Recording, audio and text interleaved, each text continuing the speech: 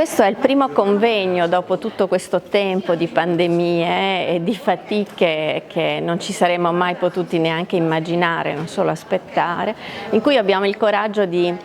ritrovarci come comunità, che è una comunità educante ma è anche una comunità di ricerca, di studio, di scienza e di relazione. E quindi il tema scelto, quando educare è più difficile, occupandoci dei nostri figli nel tempo forse più esploso di cui ci siamo accorti, cioè l'adolescenza,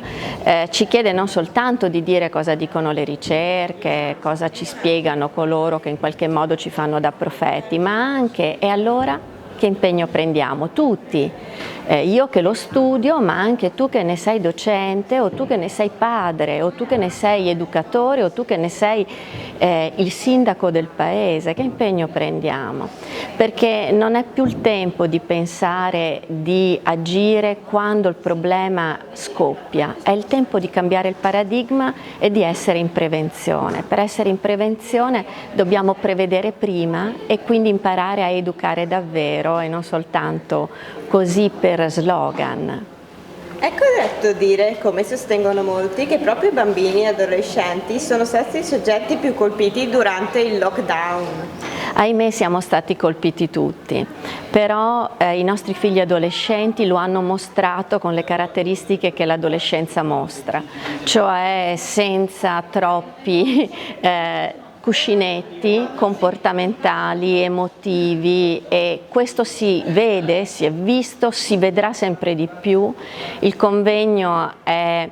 un modo per far ascoltare le voci che lo stanno urlando, che è tempo che quell'impegno di cui abbiamo già parlato sia proprio un nostro fine e un nostro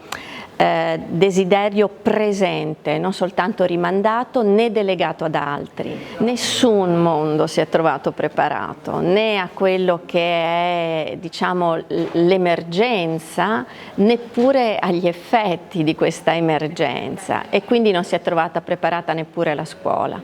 Ciò nonostante io porto testimonianza che se questo nostro paese è retto così, e se siamo oggi in grado di parlarne è perché la scuola in qualche modo ha retto, ed è una scuola che certo è fatta dell'istituzione che è impegnata, ma è anche fatta di ogni singolo docente, di ogni singola famiglia, nucleo, di ogni singolo studente, cioè ha retto la scuola umana.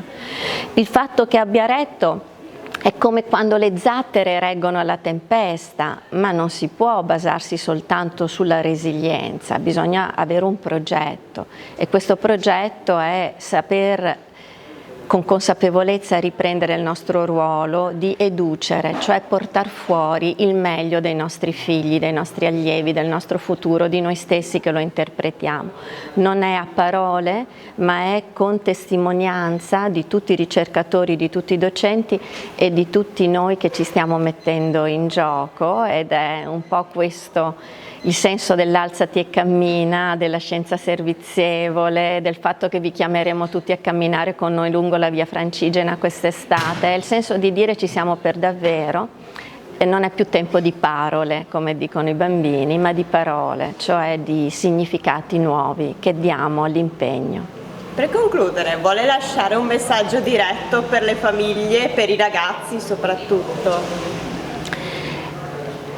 C'è un significato dell'I Care di Don Milani, che è tu mi stai a cuore, non è io ti curo, ma tu mi stai a cuore. Questo è il messaggio che vorrei lasciare, che tu sei il mio fine, tu che ti chiami Marco, che ti chiami Francesca, sei il nostro fine.